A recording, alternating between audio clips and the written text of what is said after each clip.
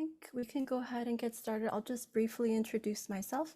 My name is Elizabeth Yao, and I am the manager of Project Jumpstart. And we're super excited to be collaborating with the Theory Colloquium series as well as the MTNA Collegiate Chapter at IU to bring you this workshop on diversity statements presented by Leslie Drane, who is from CITL, the Center for Innovative Teaching and Learning, which produces a ton of really helpful workshops for graduate students, as many of you probably know. I think Leslie has worked with our office before, and I've also been to one of her previous workshops on teaching portfolios.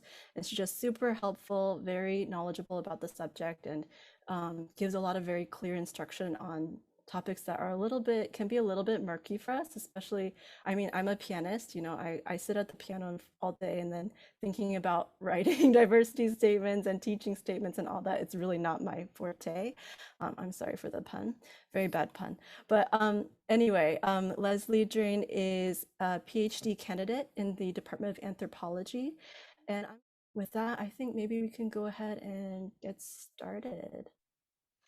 Awesome. Thank you so much for that really kind introduction, Elizabeth, and for inviting me here today.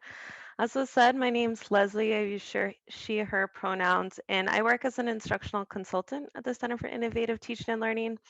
Basically, what that means is that I'm here as a resource for y'all, whether or not you're teaching, whether that's, hey, I've heard of Kaltura and I don't know what it is. How do I utilize that? Or I have to plan a class for the first time. How do I entertain students for 2 hours? Help. Or what we're talking about today, documenting your teaching. So teaching statements, diversity statements, teaching portfolios, all that good stuff. So let me go ahead and share my slides so we can chit chat with one another today.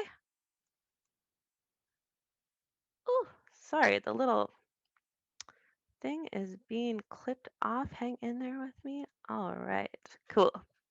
So yeah, as Elizabeth said, you can feel free to send me messages in chat if you want.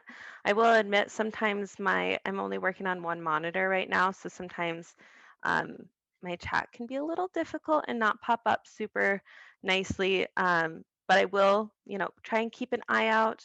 And if you're more comfortable speaking, feel free to just unmute and ask me questions. That's fine too. And just a little shout out, if you've been in presentations with me before, I have a dog who really likes to express his voice, especially at white vans. So if one of those goes by, I'll just mute myself. So don't worry, your mic hasn't gone out. I'm just trying to save your ears some trouble today. So let's talk about how we'll spend the next 75 minutes together. First, I just want to talk about what a diversity statement entails. They're pretty confusing documents for some folks, but don't let that intimidate you. You can definitely all write one. You can handle this. I say they're confusing because they're new. So like a lot of our job materials, we can ask our advisors, what did you write? What does this entail? But a lot of our advisors haven't written these before because they've become really popular in the last, I'd say, 7, 8 years or so. I also hope we can read and analyze a couple examples together. I find that most helpful to look at examples and unpack them as a group, and then talk about what are some next steps in getting writing yours. So I have a couple disclaimers. One of the things we're not talking about is the ethical issues that come up with writing diversity statements. So if you've done a quick Google of diversity statements, you've probably seen some think pieces of people arguing against diversity statements for a variety of reasons. Some people say they are an infringement on free speech. Some people say they're a way for universities to ask illegal questions. So unfortunately, that is a huge issue, and we don't have enough time to give that the proper respect and acknowledgement it needs. So the way I'm working today is with the idea that you've already agreed it's within your ethical constraints to write one, and how do you get writing one? But if you're interested in that, there's a lot of stuff online for you to delve into. Second disclaimer, there's not a lot of peer-reviewed data on diversity statements yet.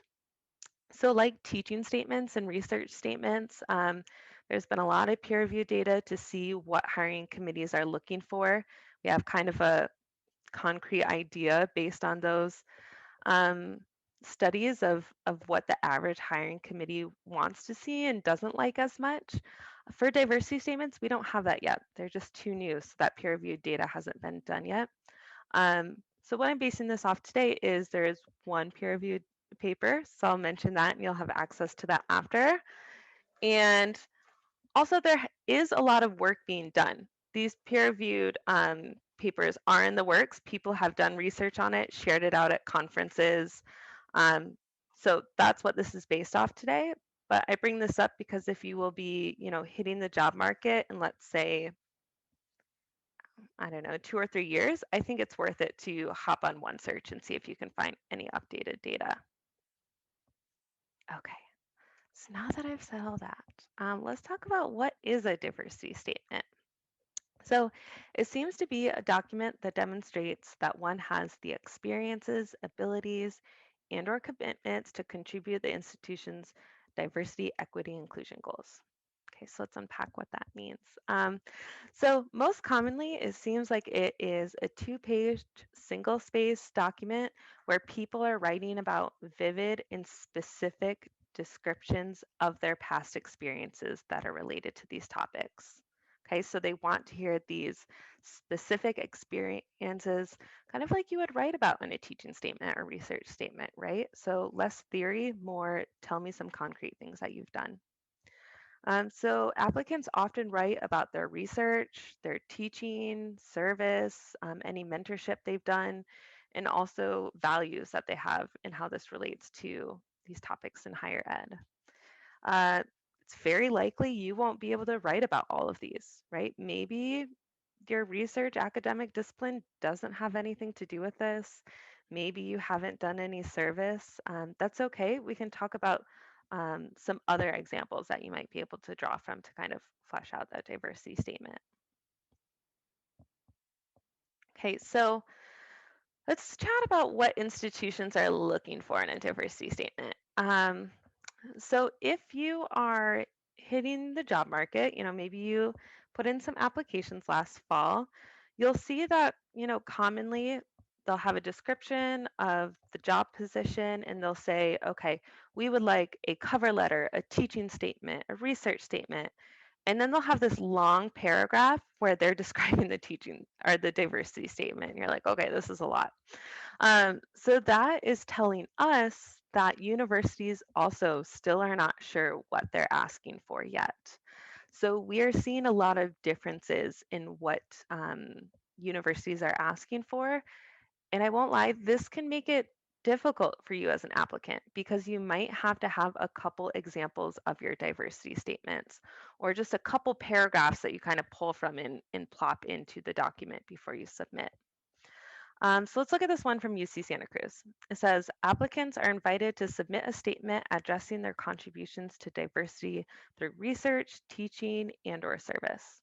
Okay, so pretty straightforward, right? But they want to hear about these specific instances in these three buckets: research, teaching, service. Okay, but let's look at Portland Community College, which differs quite a bit. It reads, Portland Community College is a large institution with a diverse student body. Comment on your perceptions and expectations of student diversity in the classroom and provide examples that demonstrate how your cultural competency has enhanced your effectiveness as a teacher and/or mentor. Where do you see opportunities for personal growth? Okay, this one's quite different, right? One, it's asking us to only focus on teaching or mentorship. So we are also seeing a trend that some universities are no longer asking for teaching statements, and they're just asking for diversity statements with a focus on teaching. So keep an eye out. Think about how you might be able to combine your documents if you see an application like that. We also see this application asking, what are your perceptions and expectations of student diversity? So we're probably going to have to do some research on Portland Community College and see what the average student is like and see if any of our experiences teach to how we could be prepared to teach those students. And in this last sentence, where do you see opportunities for personal growth? Um, while not always explicit, this seems to be something people commonly write about in their diversity statements, right? Writing about, okay, you know, I'm not an expert at everything. Here is where I still need to grow, and here are the things that I'm doing to add to that growth. Let's look at one more from Franklin and Marshall College from a psychology department. It reads, pursuant to the college's vision for cultivating a diverse and inclusive community, the search committee will ask all applicants to address how their past and/or potential contributions might serve to advance F&M's commitment to teaching and mentoring young people from a variety of personal experiences, values, and worldviews that arise from differences of culture and circumstances. Okay, so in this one, we also see that focus on teaching and mentorship, right? So this, I would say, is one of the big things when you are applying for jobs, and if they give, a long paragraph describing their diversity statement, see if they are just asking you to focus on your teaching, or if you can go into these other realms that you might draw experiences from. But this one's quite unique too because it uses some words that I haven't seen very often in job callouts, things like values and worldviews. But that tells us a lot about how this university is right viewing their goal to build inclusive community on their campus. So we might think about how we utilize some of these exact words and how our experiences speak to these specific things that they're trying to address. So that age old tip, try and use the words that are in the job call out. So these diversity statement call outs can give us some hints on what to write about at that university. Okay, so I want to jump in and give you a chance to look at a diversity statement. So we're going to analyze one together.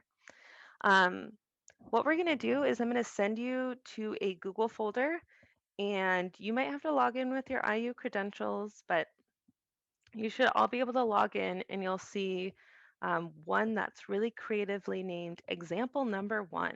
So we're going to start with that one. Just read example number one. Don't go to number two yet. We'll spend about 5 minutes reading the statement. Read as much as you can. Do not stress if you don't get to it all. Like I said, they're 2 pages, so they're pretty long. And as you're reading, I'd like you to be thinking about these 3 questions. What do you know about the instructor's experiences? So, like, what are some solid things that they're telling us that they've done, right? What do you infer about this instructor's experiences and understanding of diversity, equity, inclusion, and justice? That's what the acronym stands for. And then 3, what are you left wondering? So, let's say we were going to invite this candidate in. I can't find the mute, so y'all are just suffering with me. Apologies. Maybe that woke you up from afternoon sleepiness. But yeah, 3, what are you left wondering? So if we were going to invite them in, what questions might we ask them based off this statement? So we're going to spend about 5 minutes reading silently, thinking through these questions. And then if it's possible, I'll talk with my co-hosts. We're going to put you in breakout rooms for about 5 minutes to talk amongst yourselves, and then we'll come back as a group. So the first 2 are the ones I most frequently see. We also saw you might write about teaching or mentorship. So someone brought up recruiting and retaining students from historically marginalized groups. So you might think about writing about that. That is a big mission statement for a lot of universities right now. Some departments, based on that department's history. You might write about how you help students identify and overcome barriers in higher ed through mentorship. So some departments, it's very much the norm for folks to be engaged with mentorship, some not so much. So see, it may or may not be more normalized for you to have mentorship opportunities. Really commonly, people write about their approaches to course design and instructional practices. So what are you actually doing in the classroom? And are those practices helping lesson bias, helping making it easier for all students to achieve things like universal design for learning, UDL? Are you doing certain steps to address the bias that happens in grading? Are you doing some student-centered approaches? So, are you bringing students' interests to the forefront? Are you bringing some cultural practices and backgrounds and norms into the forefront of your classroom? So, you might think about those. Service. So, roles in committees, workshops, volunteer work related to DEIJ. I think it's most successful when people not only write about the specific things that they've done, but talk about the learned skills and lessons that they have from these experiences and how they're going to move those forward into their next positions, right? Because keep in mind, you will also be submitting your CV. So we don't want our statements to just be reiterating what those CV lines are. We want to be talking about, and here's what I learned from it, and here's how I'm going to apply it, right? So always kind of looking forward about how we will put those practices, put those skills into practice at our university.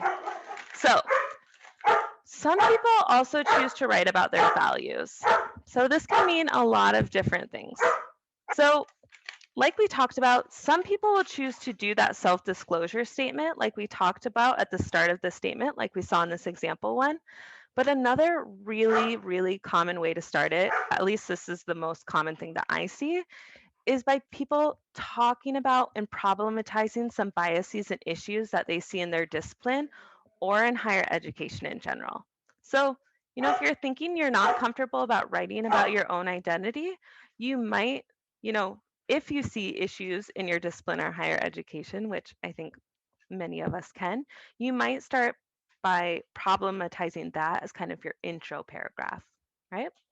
So people also write about the value that they place in this work amongst research and or teaching necessities. So how do you work this into the things that you have to do as part of your job, as an academic? And also how do you potentially put weight in this, right? We all have a lot of constraints on our time, especially now. So, how do you kind of value this in regards to all these things that you have to do, right? You have to show up to class and teach. So, how do you integrate this into that? Another thing that I hear people bring up a lot when I do workshops like this, I know we didn't explicitly talk about today, is people's understanding of different terms we commonly use. So things like diversity, equity, inclusion, justice, these are, quite often becoming buzzwords for us, and we can sometimes use them interchangeably, but they do have set definitions, or not set definitions, that was misplaced. They do have differing definitions, right? So often I hear people in these workshops say, you know, they wrote diversity, but I think they're actually talking about inclusion. And, it makes me think what they know about these issues. So I hear some questions about that. And I also read in some statements people very explicitly saying their understanding of these words. So they might say, I work to practice anti-racism in my teaching. To me, anti-racism means, XYZ, and they'll kind of give their definition of that. And lastly, you might write about the ways in which your identities have informed your practices.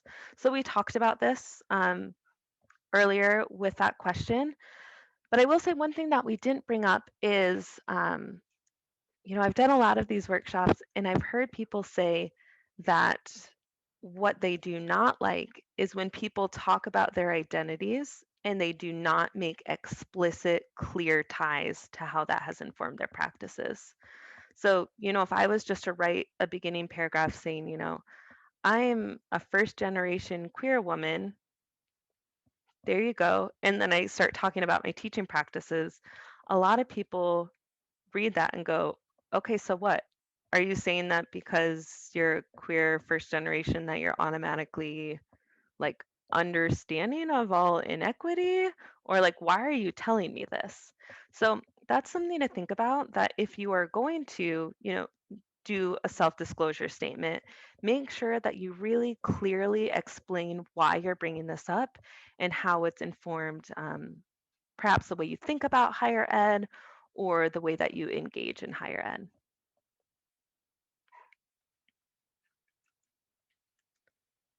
All right, so let's briefly talk about the organization. I mentioned earlier that it's commonly two-page single space.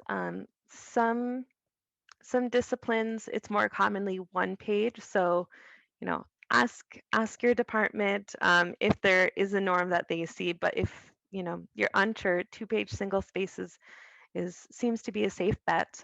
Also look to see if they add in that detail in job callouts. But let's talk about the organization. So often it starts with a hook. We talked about a few of these. One, how does your discipline address equity? Um, or is there inequity in your discipline that your discipline is working to address? That self-disclosure statement that we talked about. And some people talk about a moment of realization. So they start with a little story, right? So they'll say, I was teaching or I was doing research and it made me realize XYZ, and that has influenced my practices moving forward. So perhaps you have a story or a short narrative that you think could be quite helpful here. Then we have those body paragraphs where we talk about experiences of anti-discrimination work. We try to talk about those specific experiences, right? And how do those experiences shape our understanding. Often people kind of separate those into those buckets like we saw in this example, right? They very clearly had teaching, research, mentorship, service. So that might work for you. Think about that. What was missing from this statement? You might not have gotten to the end of it, but if you did get to the end, you'll see that, at least in my opinion, it ends quite suddenly, right? It's talking about the service they've done with the LGBTQ plus center and then stop. And there's no more. So to me, that's a critique of this statement. But commonly, we have some type of conclusion. And this isn't where we just rework what we said in the body paragraphs or the hook. But most often, what I see people doing in the conclusion is talking about their steps moving forward, or they start looking forward. So, you know, if people do tailoring, I often see it in this last paragraph where they draw really explicit connections between their experiences and perhaps the department's mission, the university's goals, values, things like that. Or they talk about their plan to keep improving. So, this could be like where you address, I have a lot of experiences that have to do with getting women involved in STEM, but I recognized, you know, along my experiences, I don't know enough about disability studies and how it intersects with STEM. So one of the ways I'm working to improve that is XYZ. So to me, these are really successful when people have a set plan of how they are going to get this knowledge. So something that they're already doing or something that they hope to become engaged with in the very near future. And we'll just talk about a couple common missteps that I see in these application materials. Y'all have been great at pointing out some things that didn't work for you previously. So we've already talked about a couple of these, but just to be clear, the most common one that I hear people lamenting about is that the person doesn't provide examples or provide some inappropriate examples. So perhaps they don't include enough detail, or perhaps it leaves the reader with the understanding that perhaps they're actually not uh, having inclusive practices, but not providing examples is the biggest misstep I see, and people end up talking more theoretically about these concepts in higher ed than rather than talking about specifics that they've done. The other one is just rephrasing the cover letter, CV, or teaching statement. So this happens really commonly when we say,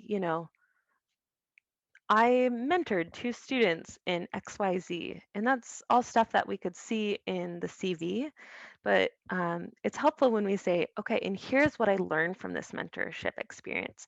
Here's how I know this mentorship experience was helpful for the students. This is what they told me, or this is what they were able to achieve.